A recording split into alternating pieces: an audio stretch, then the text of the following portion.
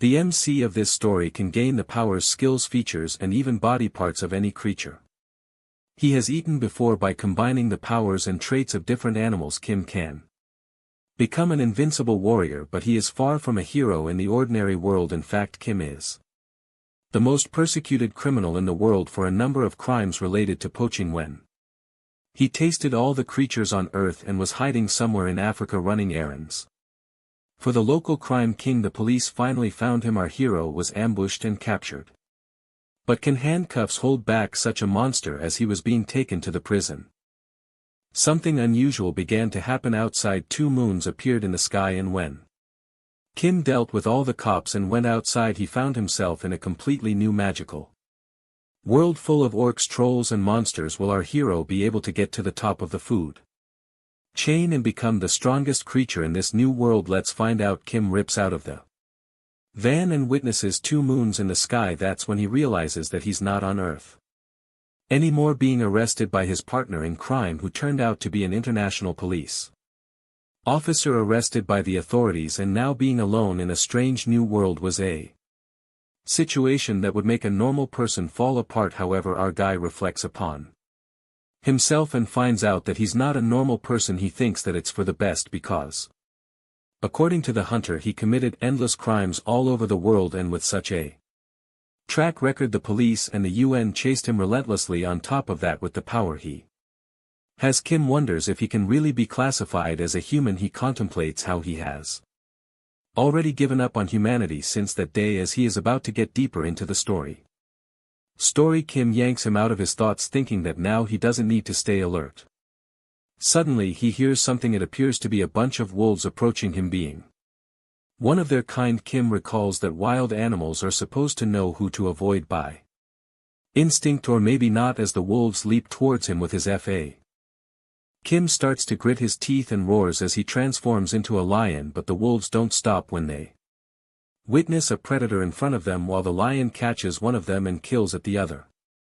Wolves flee away grumbling. Kim finally gets his meal after a long time and grabs a bite of the wolf, which is the first taste of this place. As soon as he sinks his lion fangs into the wolf, he is unable to tear through the skin and changes into a hippo after eating his meal with only bones left behind. Kim ruminates about how that simple wolf hide was tough enough to bite through the teeth of a hippo, and the teeth of the shark barely ripped it apart. Other than the abnormally tough wolf hide, the thing that confused him the most was that the wolves didn't have any resistance to his roar. Scientifically, the roar was supposed to vibrate the muscles and enough for them to weaken, and for wolves of that size they should have faltered for a second. Having at least common knowledge, Kim sights at the 2 moons and deliberates that common knowledge is useless in this place. Later, our guy seems to tear apart what's left of the bone and toss it onto the pile of several animal bones. The boy then narrates that it's been a week since his first meal, and in that time he's hunted and eaten all sorts of animals in the forest, like a bear with abnormally large paws, a snake and a deer with sharp antlers. Furthermore, these animals were not so different from those on Earth, and in order to find some sort of common knowledge unique to this world that could do everything, Kim ventures out, turning his hand into a wolf's paw. He spots a human in the forest and speculates there are humans in this world too. Thinking that he might be able to gain information from him, he sneaks up from behind and grabs the human with his big wolf claw. Kim then reveals that he has the ability to apply any body part he's eaten directly to his body, but he cannot use this ability whenever he wants, as it comes with many limitations. He further adds that he can't use body parts from creatures like lobsters or centipedes, which have vastly different body structures and cannot apply overlapping skills. Our guy tries to talk with the human, but with his head like a hawk he is unable to speak like a human. As the human catches the terrifying sight of Kim, it scares the life out of him and he dashes away, but the abnormal creature catches him with the claws and kills him without a thought. While the human is drenched in blood and tries to speak something, Kim acknowledges that he speaks a different language. Watching the human lying helpless, our boy had no means or motive to help that man, and even if he were alive they wouldn't have been able to communicate. As heartless as it may seem, Kim feels nothing inside as he Considers himself a completely different species from this human in situations like these.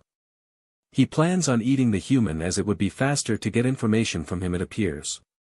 That Kim's skill allows him to transform a portion of his brain into that of the creature he's eaten, which grants him access to their memories eventually thanks to his ability and the human's unwilling cooperation. Our guy learns the language they speak in this world as he also takes the human's clothes. He hits the jackpot and finds a guide to monsters in that dead guy's possession. Using this guide, Kim was able to determine what monsters and systems existed in this world. Through these systems he thought of achieving his ultimate dreams, which he had given up on Earth. 2 months later our boy learns about the regenerative power of a troll. After hunting the troll and smashing its brain, the troll was able to regenerate within a month. Thinking this information was beyond what the guide told him, he hits the troll with his wolf claw and it awakes as the troll's face is kept inside the bucket, excluding its body. The vicious boy seems to check how long he has to burn it to peel off the skin. Kim speculates if the troll doesn't have any tolerance for acids or poisons and to what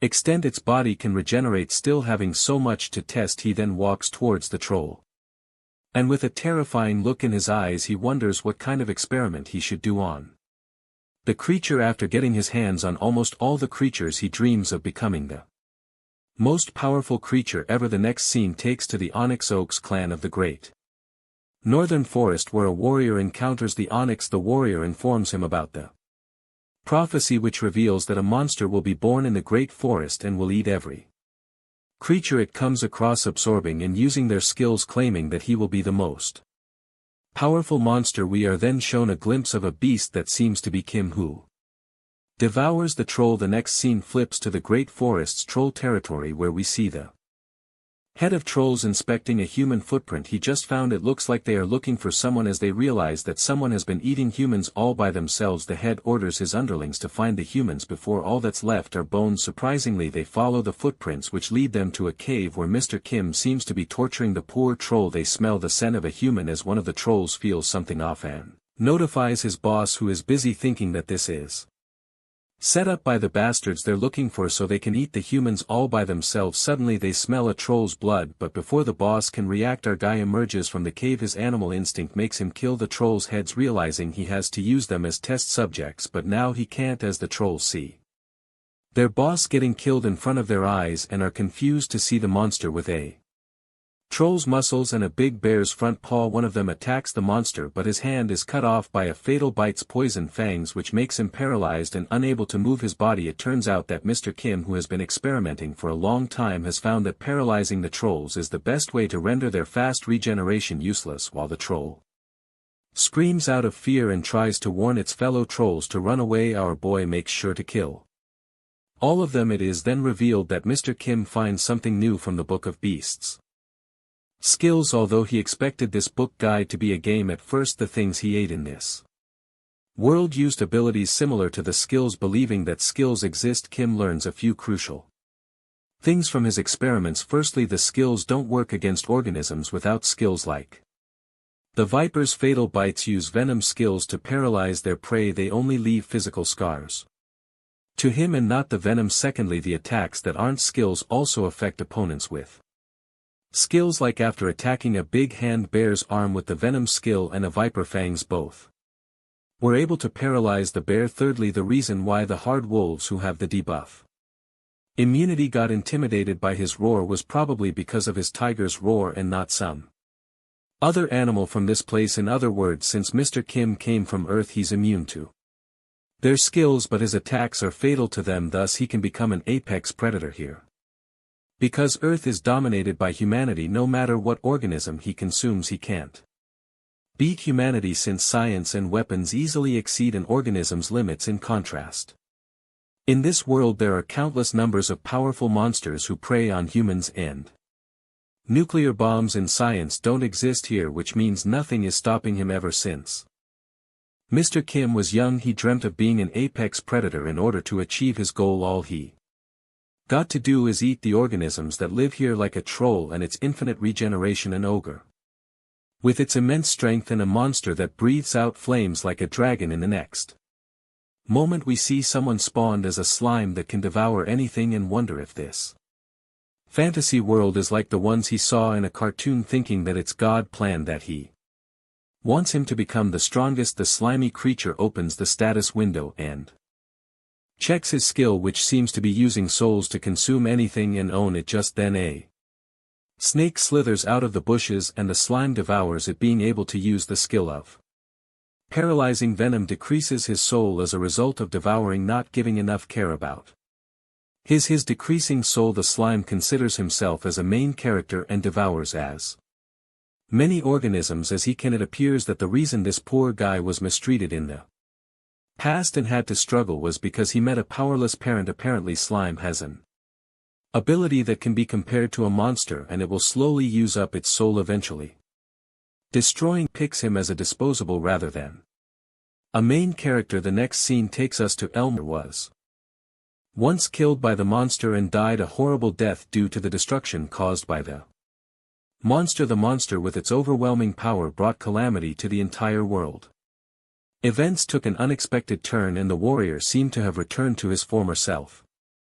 10 years ago, realizing this was the last chance given to stop that monster, as he starts speaking about a divine revelation, a strike of lightning like he pain hits him, and he wonders if it's because he lied or if this is a punishment for breaking the warrior's commandments. The elder becomes curious about the revelation he is talking about and asks for more information. That's when the warrior informs him that a monster that eats and absorbs skills will be born in this forest, and he is here to stop that evil beast from acting in the future. The elder affirms this as a serious issue and then mentions the missing trolls from the past 2 months. He concludes that the monster is after the regenerative power of trolls because it is a unique skill. The elder adds that if they search for the trolls now, they might be able to find the base of the monster the warrior is looking for.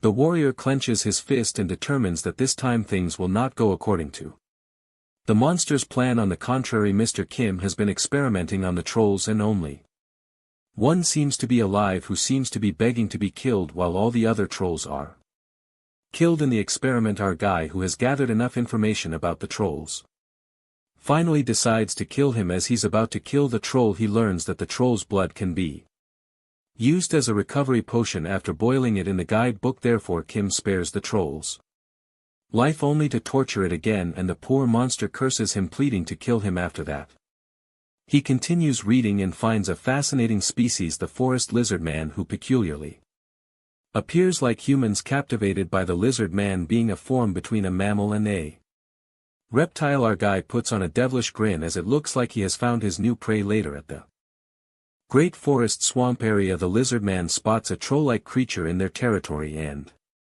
wonders where they've been hiding because no one has seen them lately. Meanwhile, one of them threatens the troll for daring to come in their area. The monster approaches the troll and realizes that it's something very terrifying as it witnesses a giant creature with a snake head and troll's hand. Before the lizard man can escape, our heartless guy grabs the lizard man by the neck and devours it as he effortlessly gulps down the whole thing, while the other lizard man senses disgust. It also witnesses the weird creature and realizes that if this creature is left alive, their race will be in danger. But as he attempts to kill the monster, the lizard man is stunned to see the regeneration ability as Kim heals the wound in no time.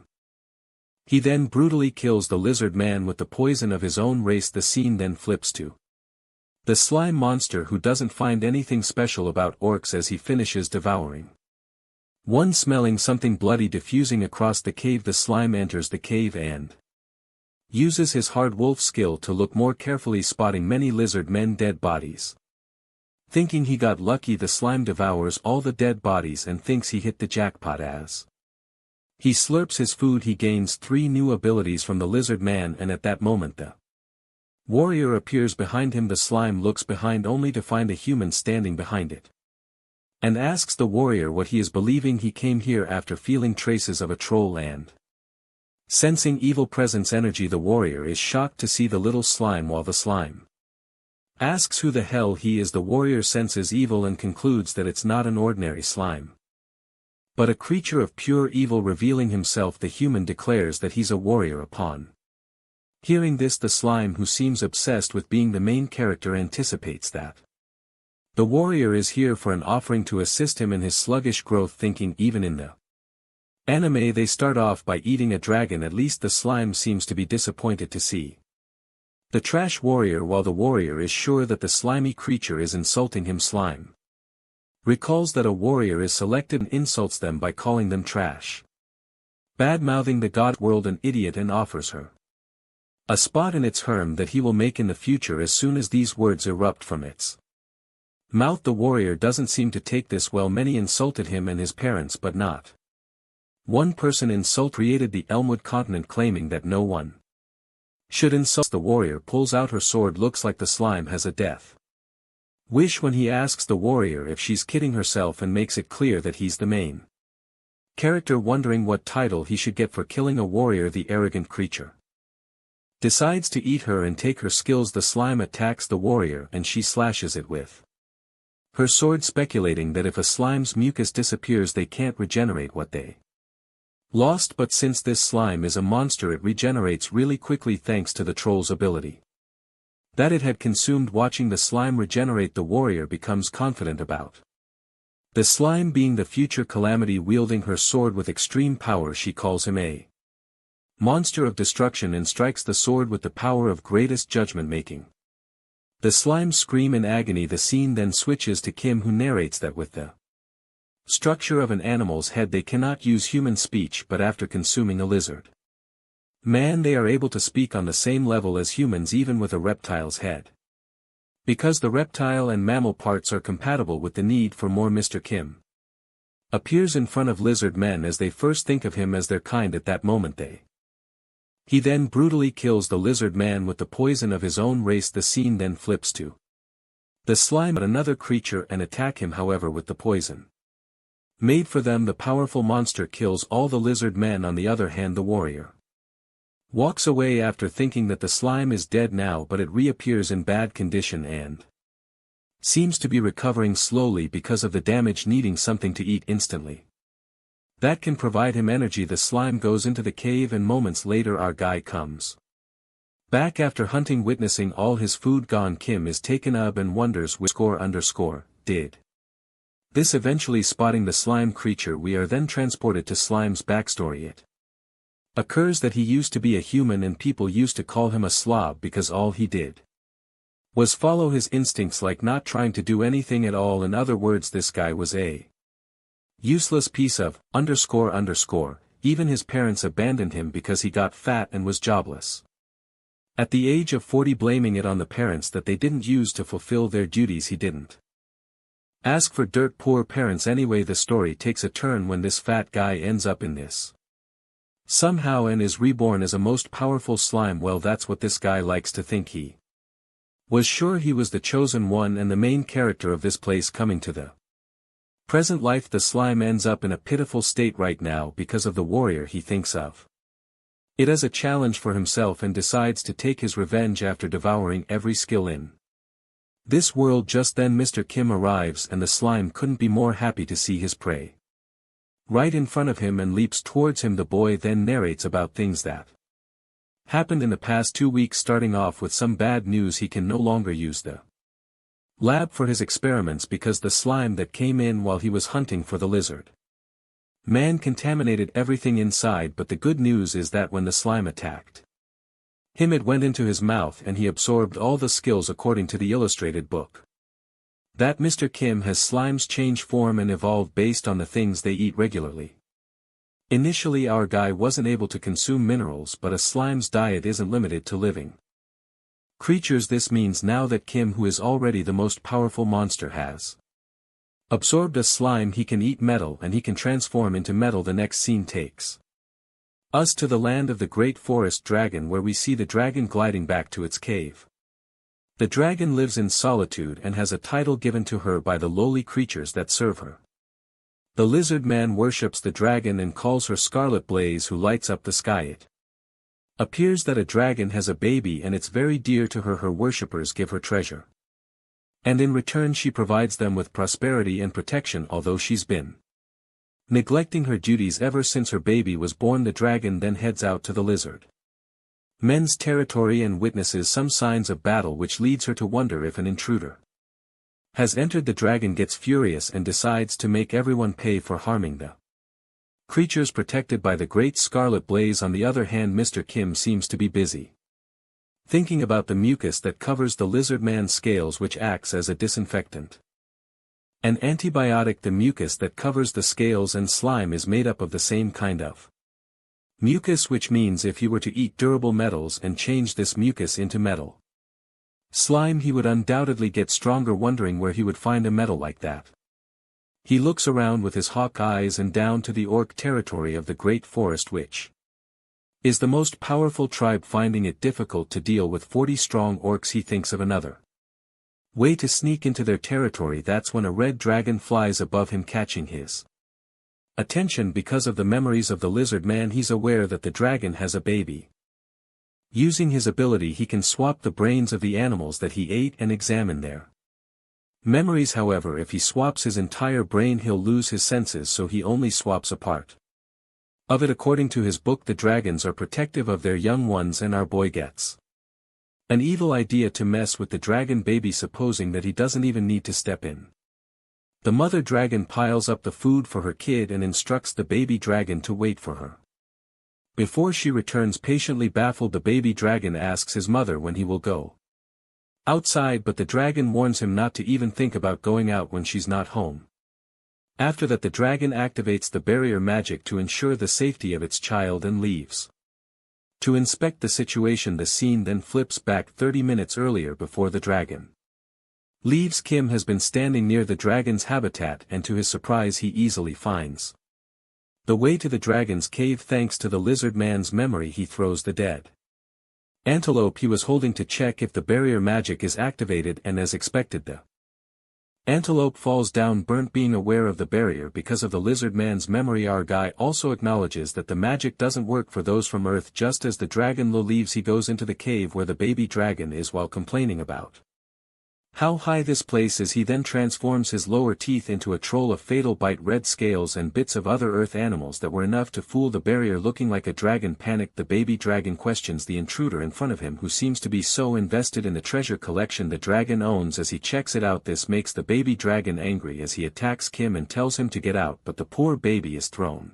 by that monster and collapses while calling out for his mom. After 1 week, the mother dragon returns to her home frustrated for not figuring out anything. Suddenly she notices that her kid doesn't come running towards her like it usually would, and looks around when she finds the lifeless body of her baby lying on the floor. Freaked out, the dragon uses all her recovery, healing and cure magic to ensure her baby is okay, and eventually succeeds. While she asks the baby dragon about what happened after comforting him, the baby cries as he reveals that it was a guy with bottom teeth popped out who hurt him as well, and the food she collected for her baby was all taken by that intruder. The description of the teeth popped out and red skin that was told by her kid instantly makes her realize that those orc bastards are the ones to hurt her baby, since they are the only ones like that in the great forest. She decides to make sure they pay for this and rumbles out of anger, which satisfies our boy, who has been waiting for the reaction. On the other hand, in the orc territory, one of the orcs reports to his elder about a suspicious thing they found while they were on duty. After inspecting it, the elder wonders how a valuable relic like this could be inside a bush with blood on it. It turns out to be the dragon's blood, which makes him more confused, but before they can do anything else, the angry dragon soars above them and is ready to take a payback. The dragon discovers that it's her baby's blood on that sword, which drives her stark raving mad as she attacks everyone. Surprised by the sudden attack, the orc's horn calls forth every orc in the forest and figures out it's a trap. It is revealed to us that the fight goes on for 3 days. Although the orcs won, countless of them died, and those who survived left the great forest, leaving the dragon as a feast for the monster Kim. On the other hand, the baby dragon realizes that his mother is no more and grits its teeth in anger, leaving its nest. Coming back to our main character, he recalls all the things he ate up until now, which include hard wolves, trolls, lizard men, orcs, a dragon and a variety of other monsters mentioned in the book, which brings him to leave the forest since he has nothing to do here anymore. After that, he gets in the sea of a merchant who Kim told that he had memory loss after being injured in the forest. The merchant seems like a nice human and tells him about the herbs that bring youth, items of rare monsters and secrets of ancient kingdoms. For this reason, everyone comes to this forest, but most of them die or get lucky and end up like Kim.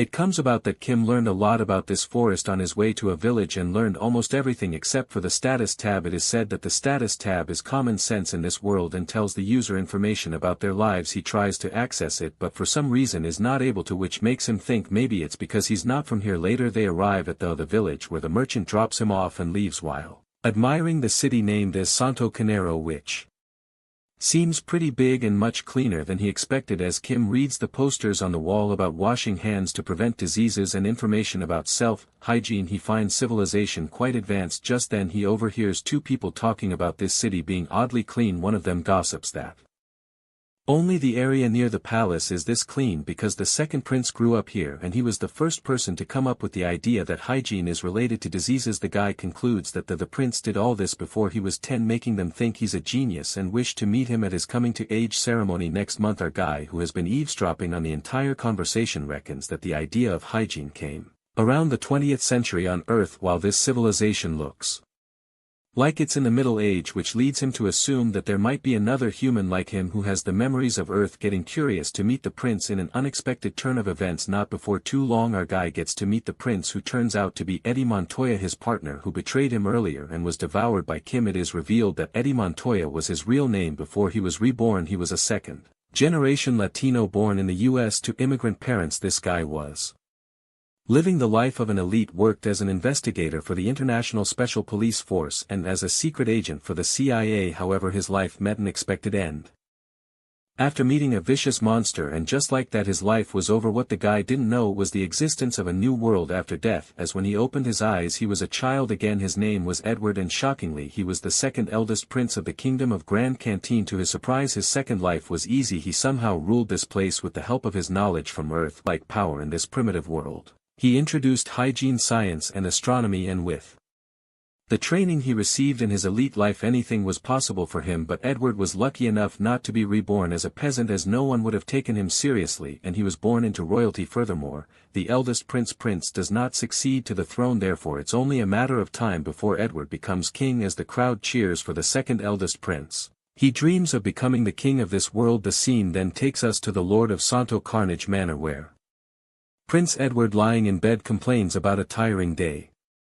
Thinking that forced smiles are harder than he thought, suddenly he hears the creak from the window and watches a giant lizard barging into his room. Freaking out, Edward asks who the hell he is and pulls out his sword. He immediately recognizes that it's a lizard man and is taken aback as he wonders how a lizard man can get into a miner and manage to break through the barrier spell. Just then the lizard man greets the prince and changes back to its original form, asking if he remembers him. Edward is panic-stricken as he recalls that he's a monster pet shop. Frightened to death, the poor guy doesn't seem to believe his eyes as he thinks that it must be a nightmare and stumbles on the floor as he faints, while Kim thinks it is more dramatic than he expected. Someone knocks on the door and calls for Edward the Highness. As the servant comes in and watches him asleep, he looks at the big bear stuffed animal. Nonetheless, the servant yanks out a knife to kill the prince, who seems to be unconscious, and as he is about to stab him, someone grabs his hand. He looks behind and it turns out to be a big bear, not a stuffed animal but a real monster. Startled, the guy is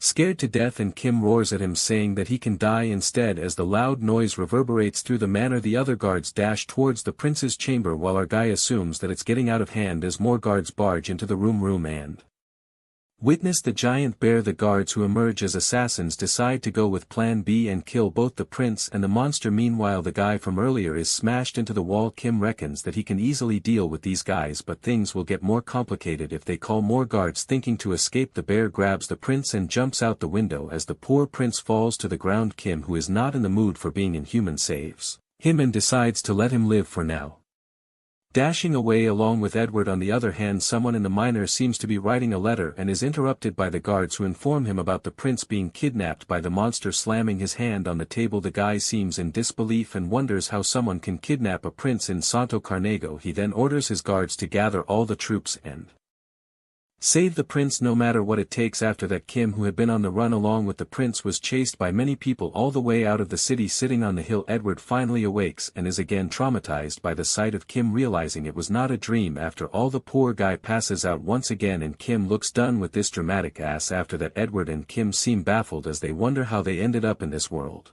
while Kim suspiciously asks him why he's here in this World. A strike of terror runs through Edward as he reckons that this bastard is planning to kill him again once he finds out the secret of his revival, but our boy assures him that he doesn't plan on killing him, and Edward asks him if it's a promise, saying that he can't promise anything. Kim reminds him that he has already paid the price of his betrayal. Chills run down his spine as Eddie gets reminded of his horrible death and speculates that he's trying to kill the others who betrayed him, clarifying that he will not help him, but then Mr. Kim lets out that it's unfair, he only killed Eddie and his squad while the General Lighting and the others who were part of his plan are still alive like the sharp monster he is. He persuades Eddie by telling him now that they both are gone, those people must have taken the credit, hitting the bullseye. Kim reminds him that everyone is living a good life except him, just as planned. This triggers Eddie as he ruminates how he worked his ass off to catch Mr. Pet Shop, yet he's the only one stuck in this barbaric world, letting go of his past self as Eddie Montoya.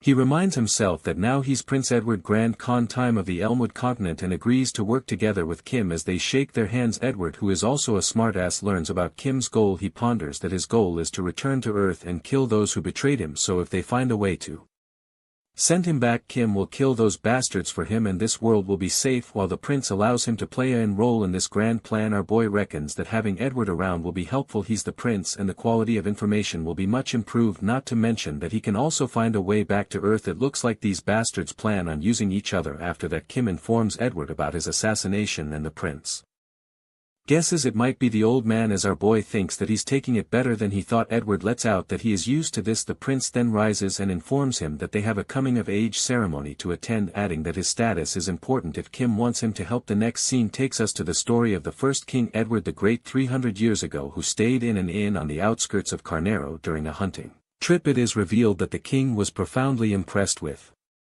the innkeeper's services and granted him the title of Baron. This was the beginning of the Santo Carnego Hotel and the source of power for the House of Baron Carnego. With the backing of the royal family, the House of Baron Carnero grew to be one of the 5 most powerful families on the continent. As long as the royal authority existed, the House of Baron would flourish, and the day the royal family fell, the House of Carnero would follow. Later, one of the assassins plans to find the prince and assassinate him. At that moment, one of the guards informs the old man that they have located the prince, and he instructs the guard to bring him back to the manor, while the boy who was planning to assassinate the prince seems to scare his pants off already. The guard reveals that the prince has come to them himself, witnessing the prince standing outside the gate along with Kim. The old man asks the highness if he's alright, saying they will save him in no time, but the prince commands him to withdraw the troops and unveils that he was attacked by an assassin last night. He confesses that he was lucky enough to be saved by his secret guardian knight, Mr. Kim. Unfortunately, they had to flee because they were outnumbered by the attackers, and the old man gets flustered, asking if he's certain, but the assassin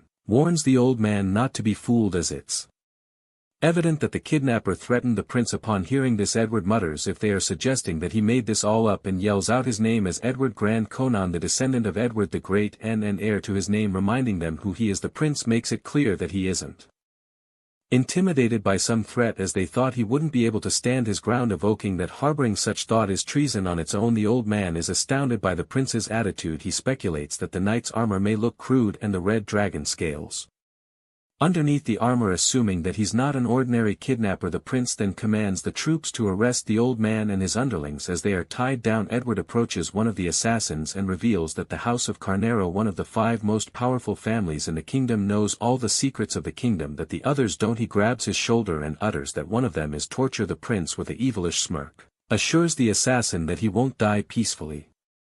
The assassin is scared witless and reckons how his plan was flawless. Just then the secret knight of the prince walks toward them, and the assassin blames him for everything, asking who he is. That's when Kim takes off his armor and reveals his bare face, while the assassin recognizes that it's the same bear from earlier. Kim winks at him as the poor guy is dragged away by the guards, calling him a monster. The boy then narrates that he stole some old pieces of armor from the nearby village and found a log. He coated the armor with slime mucus and changed it into mysium he ate in the dragon's nest. It turns out that slime was more useful than he thought, because that's how he tricked the Baron into believing that he's a secret guardian knight. The Baron then lets out that the traitors cracked under torture and revealed their secret identity, calling themselves messengers of death, thinking that those scoundrels were pretending to be the prince's attendants. Baron then asks Sir Kim if he knows something about those men, while Kim decides to tell him what he and Edward Disgust and get their story straight, he tells Baron that he has heard about them from his last night and further confesses that the second Queen Eve Rose was actually poisoned.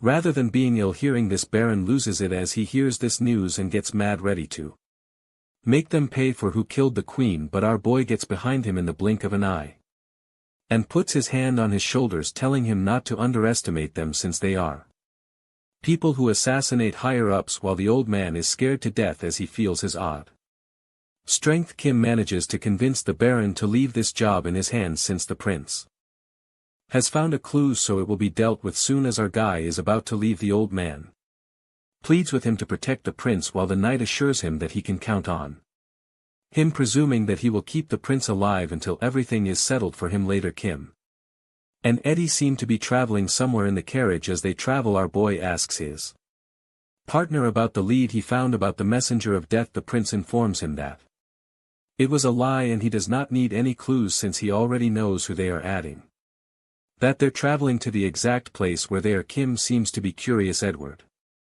tells him that it will be much more exciting and he'll meet the ring leader once they're back in the capital. With that, he asks Kim about what he wanted to ask him about earlier. It comes about that Kim is confused about the status tab and asks about it from the prince, while our guy assumes that it's because he's not from his world. Edward finds it strange as he has a status tab of his own. The prince then elucidates that the status tab is not only limited to people but every organism in this continent has it, and with the identity skill he can look at other status tabs. Edward lets out that he also has that skill and saw Kim's status tab when he used it earlier on him to check it out. The prince uses his identity skill again but fails to see Kim's status tab. After giving it a thought, he asks Kim to change into some other animal as he wanted to check something. Our guy then transforms into a grizzly bear, but the prince interrupts him and tells him to change into a creature from this world. As soon as Kim transforms into an orc, Edward witnesses his status tab and concludes that the status tab doesn't work on Kim since he's from Earth, but when he transforms into something from this world it works. In the meantime, they test out all the monsters like a lizard man's claw, a troll skin, a fatal bite, scales and a hard wolf's fangs, and keep repeating the process until the status tab no longer changes, while the prince makes a freaky face seeing that our guy had quite the feast there. After a few days they finally reach their destination in the prince asks our guys if he's ready to fight since they're going to meet the leader of the assassins, warning him not to get too surprised. Upon reaching the palace entrance, the gate opens and they witness the leader of assassins, the king himself, which leaves Kim with no other choice but to be shocked as the prince greets his father. The king seems to know what happened to the prince and is happy to see him back in one piece. However, the king is lost in the thought of this little rat who managed to escape death, while Edward informs his father that it is all thanks to the attendants he assigned, thinking that the attendants were more like assassins. Mr. Kim could feel the tensions running high between the father and son. The king then calls for Sir Kim and utters that he has never had him in his title, the secret guardian knight. As the tension rises high, Kim reckons if the king is trying to intimidate him, but our boy stays relaxed and the king seems to be impressed by him, saying that he has the guts befitting a knight. He then asks Edward to gift the knight to him, but his son apologizes and clarifies that he has to decline his offer for 2 reasons. The prince states his 2 reasons, one of which is that Sir Kim is not an object to be gifted and does not possess him, as Kim is his friend. He then confesses that he is best friends with Sir Kim, and although he is the second eldest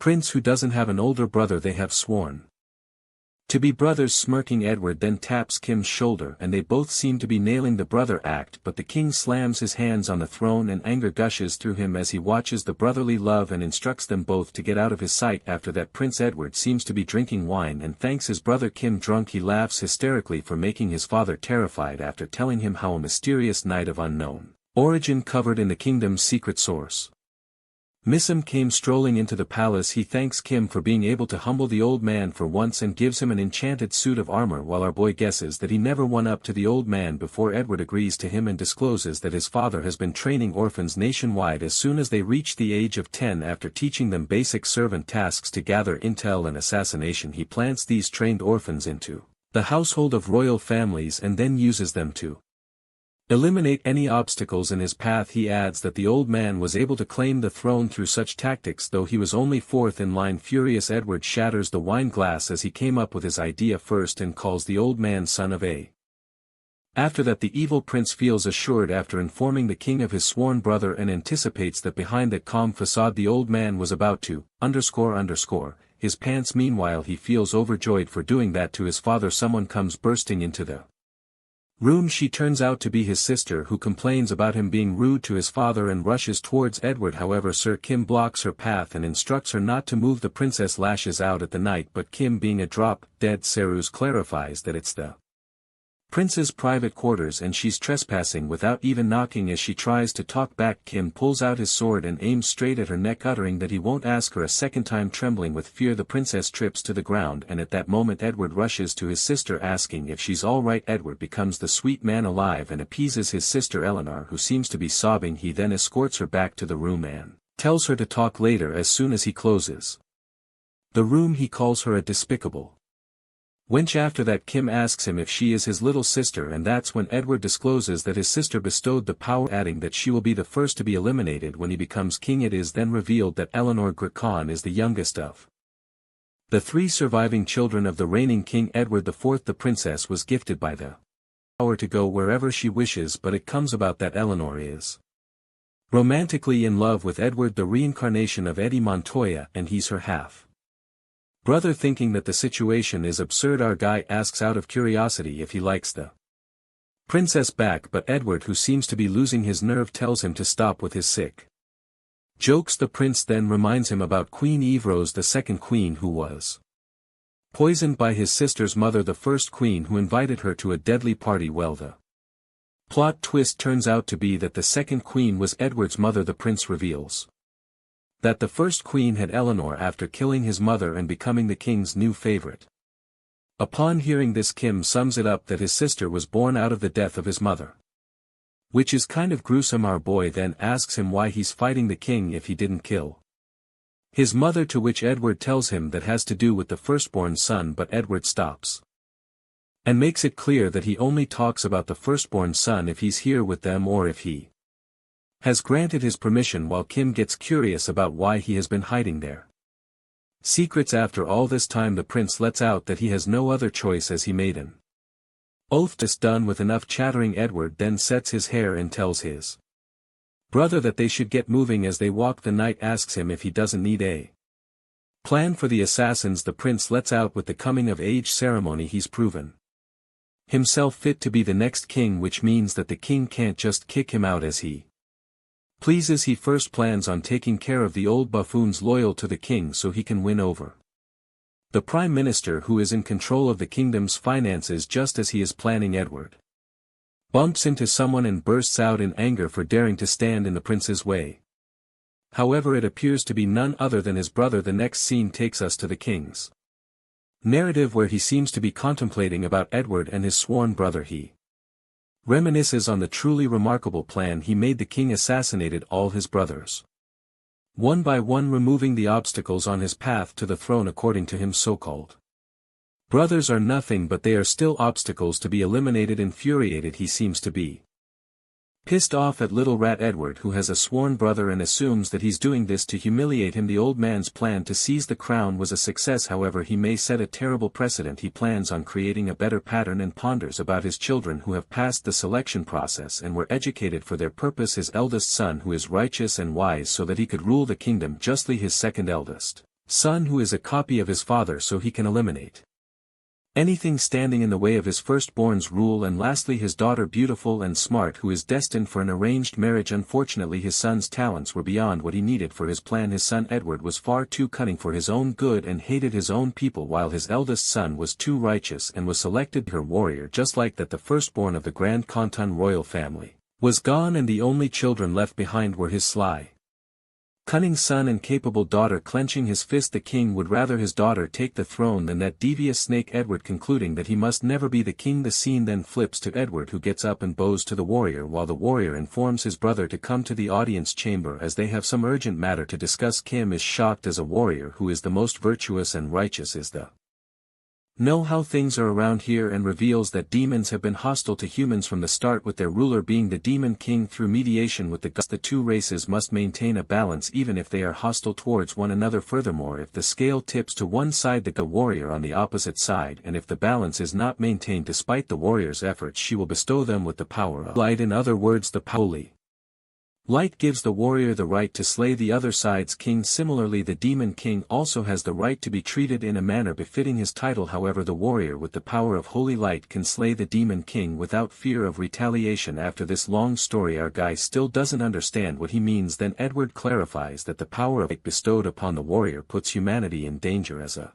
member of the royal family who is about to succeed to the throne. It becomes his responsibility to fight in the war. As cunning as he is, Edward already knows that the old man will fight on the front lines, and even if he manages to make it out alive, he will make some sort of scheme to throw him out of the kingdom. The following day, the king commands Prince Edward to defeat the demon king with the warrior to save his pride. The prince confidently bows to the king's command, uttering that he will gladly give his life in service of the divine warrior. Upon hearing this, the audience is impressed by the prince's so-called honor and loyalty, while the king puts on a cunning smirk. Later, Eleanor witnesses her half-brother Edward leaving the palace and cries for him. Meanwhile, Edward drops his act of being goody two-shoes and he commands his brother Kim to get the hell out of this dump. Leaving the palace, Kim appreciates the prince for taking it better than he expected. There's not much he could do anyway. Edward, who seems annoyed, says that he just has to defeat the demon king and kill that old bastard, referring to his father. He then asks Kim about the things outside, and he informs the prince that they are planning something. As they close in on the carriage, being sure that the old man wouldn't let him go this easily, the prince asks for the location and Kim reports that someone is approaching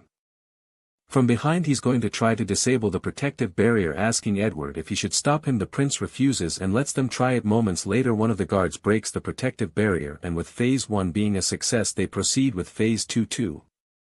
Guards on both sides of the carriage prepare a fireball attack, while the driver gets the signal to jump off the carriage. As two of the guards fall off, the carriage suddenly crashes and slows down, aiming the fireball attack on the carriage. One of them mistakenly strikes the fireball at the other guard inside the carriage. Kim seems to have formed himself into a monster and peeks outside. Edward is saved by Kim, who is now turned into a giant monster, and the prince is quite surprised to see him. Every time, our guy makes a classic entrance and tells him now the monster is on his side, so he should get used to it. As they move forward, the knights who seem to be blocking their way are startled to see a monster. The monster then lets out a roar, making the horses go berserk. As one of the knights tries to cast a spell on the horses, the others decide to complete their mission first and fix the horses' minds later. Just as they run towards the monster, to their surprise, the monster breathes fire at them and burns the knights to death, spitting fire at them. Kim himself is astonished by the powerful dragon fire and gets proud for using it for those orcs instead of facing the dragon head on. It turns out that he has killed the knights general,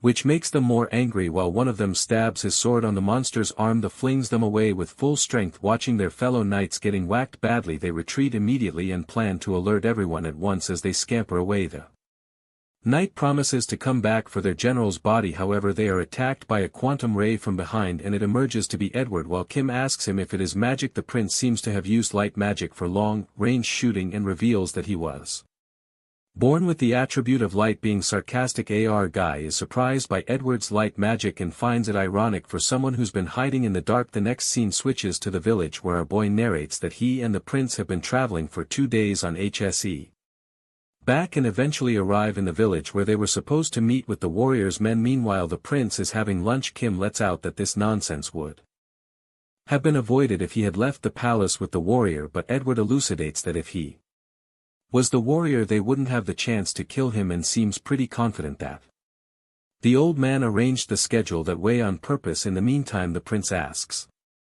brother Kim if he has any questions, and it looks like our boy has a lot going on in his mind. He questions that humans possess the power of holy, and that would make the fight one-sided, adding that it would be a sin for the demons to harm the divine warrior. Edward briefly responds that it's okay to kill the warrior bestowed with the power of holy light, because this is fair and everybody gets the same immunity that the power grants.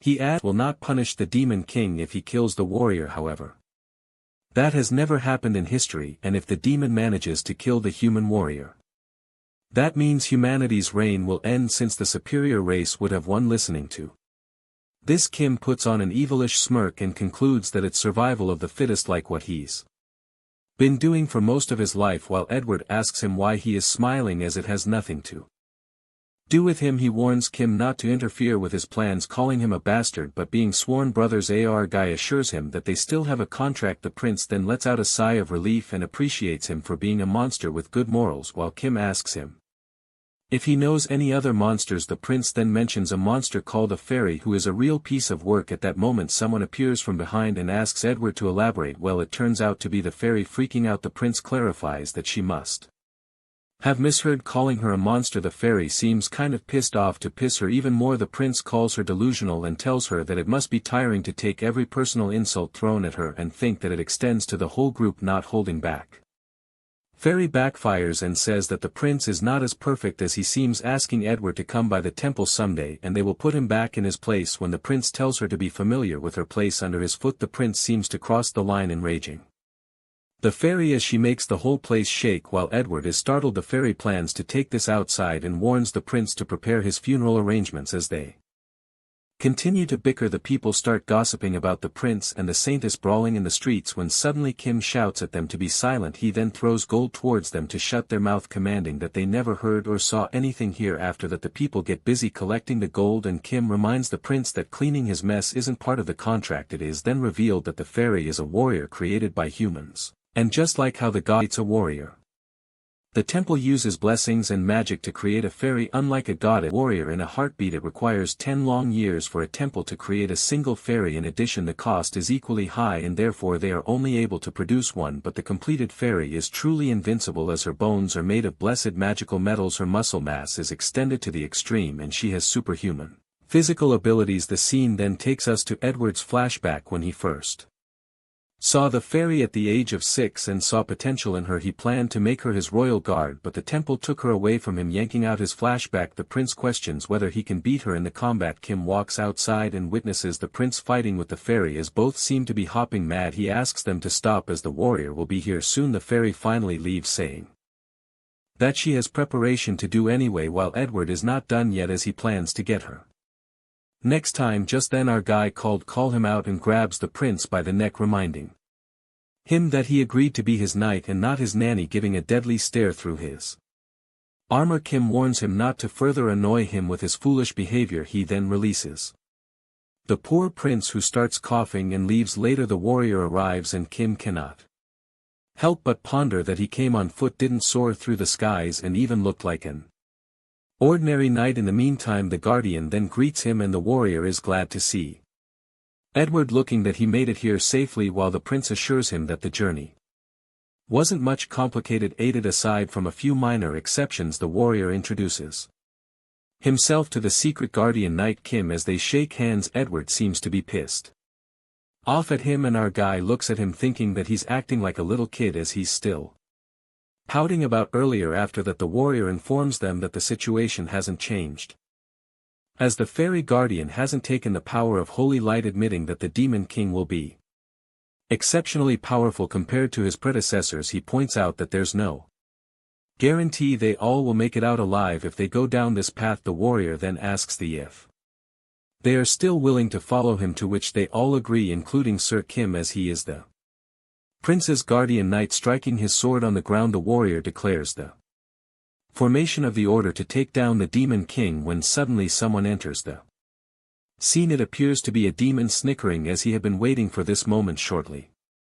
the warrior spots him. The demon is Francis Deaf Fraud, the general arrogance of the 7 deadly generals. The weird-looking demon witnesses the humans seeking fit to declare war in the demon territory, which leaves him with no choice but to fight. The demon rings the big bell, causing an uproar among the civilians disturbed by the deafening noise. The warrior asks the demon to stop harming innocent civilians. However, Francis makes it inevitable that this village is their territory and there are no longer civilians here, only servants loyal to the demon king. Abruptly, many wolf demons begin to appear and are commanded to kill the humans. It is then revealed that werewolves are the lowest class demons that increase their number by infecting humans, and those who have turned cannot return to being humans. Those werewolves are forced to be puppets of high-class demons until their lives are bled dry. Meanwhile, Francis the General Arrogance reckons that these lowly werewolves won't bring down the order and gets on with his real task. He then witnesses Prince Edward fight the wolf with his light magic and notes that he has evasion tactics like an acrobat. Moving on to the guardian who's mastered all manner of spells and her fighting style is brute strength, while the demon notes the warrior style, which is by the book. An innocent child who seems to be infected by the wolves attacks him and the warrior halts for a second as he kills the wolf. Francis notes all the tactics and decides to head back, however he realizes that one of them is missing, and that's when our guy discreetly appears behind him, finally feeling the presence of someone. A strike of terror runs through Francis, who is left in disbelief about what has just happened. He wonders how he can get behind him, and it's impossible, as he would have sensed it. Thinking it's preposterous, he reminds himself that he's the general arrogance of the 7 deadly generals. At that moment Kim stabs him with the sword, inating Francis. The scene then switches to the other demon. General has been informed of the death of General Arrogance. They seem to make fun of him for how confident he was and call him General Reckless. The other demon supposes that his death wasn't in vain, as they now know that the human vermin are skilled enough to take down one of the generals, but it turns out to be a joke, as the demon concludes that Francis was the weakest of them all. One of the demons announces that the even warrior is tied down by a guardian, affirming that human destruction is inevitable. The demon is certain that humans cannot defeat them because they've exceeded the limits set by the goddess. It seems that the battle comes to an end, resulting in the execution of Francis, one of the 7th demon generals of the Demon King, as Kim notifies the warrior about it, and the werewolves that have been dealt with. The prince uses his recovery magic to examine the demon's face closely and wonders if he is one of the 7th generals who manage information, which means he must have quite the authority. He inspects why Francis would use weak werewolves and was even too defenseless, but he is relieved that they were able to take this demon out. Edward also becomes suspicious of the situation, wondering if the from the earth just like them. This leaves the prince in utter shock as he processes the information for quite a bit. Quitting the drama, Eddie makes sure that the warrior and Saintess are busy taking care of the bodies and asks Kim to listen to him carefully. Smirking, he reveals his evil idea of taking out the warrior and the Saintess if there really is a third one in the Demon Kingdom. After that, a huge ditch is dug to bury the dead body of the werewolves, as the mud is thrown on top of them and their graves are covered. The fairy makes a prayer for the dead, while in the meantime the carriages arrive. The fairy then asks the warrior who will be holding the horse's reins, since Kim only drives vehicles with an engine. The warrior's sacred code forbids him from driving, whereas the Saintess does not know how to drive a carriage. Therefore the prince ends up driving the horse carriage. Driving the carriage, Prince Edward finds this like a dragon quest, and Kim wonders what that is.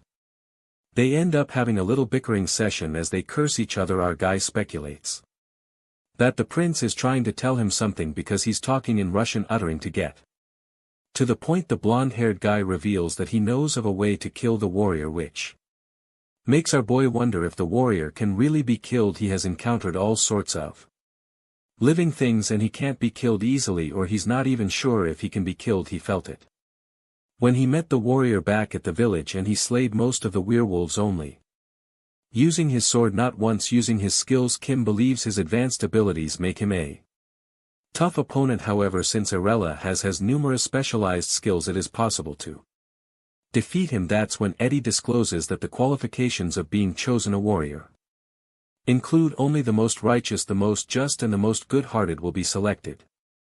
Still, if he does not fulfill any of these, the warrior is punished and will be weakened enough for Kim to take him on. Our guy asks his fellow if he has a plan, to which the prince denies, saying they don't need a plan in the first place and just have to go with the flow. In the meantime, their conversation is interrupted by a fairy who asks the prince about what he's talking about with Kim. The prince gets pissed and he insults the fairy, and with that they both start bickering, while our guy is so done with them and decides to switch places with her. While in the carriage with the warrior, he asks Kim about how he became the prince's guardian knight, which makes our guy wonder why he would ask that. The warrior then reveals new information about the prince being his little brother. Upon finishing his sentence, the warrior feels a stinging pain because he violates the sacred code that dictates that the warrior must not have favorites. Grasping Edward's plan, our guy says to him that he would have avoided this pain if he hadn't asked this question, to which the blonde-haired man replies that this question was worth the pain he went through. Well, our Guy finds it ironic that the older brother cares for his younger brother whereas Edward is planning to kill his older brother. Looking forward to seeing what happens, Kim then reveals that he's under a contract to protect Edward, and in return the prince will find a way to grant his wish. As they're talking, the warrior asks him if that's the case his goal must be to receive the reward for slaying the demon king. He realizes that the wish he's talking about is not an easy one. Hearing this, our guy seems to be unaware of the reward that the warrior is talking about and asks more about it. It is revealed that the fortress city is located at the very edge of the Grand Canton Kingdom, whereas the Demon Kingdom is situated in a mere 12 miles of the fortress city. They decide to stay in a tavern for the night as the warrior heads out to help those in need, and the fairy leaves to inform the church about her safe arrival, asking Kim to keep an eye on the prince so that he doesn't cause any trouble. This pisses off the blonde-haired guy and he tells her to go to hell. As soon as they leave, Kim notifies his fellow about the new piece of information he has about the reward for slaying the demon, and the prince is more than delighted to hear about this. The boy then narrates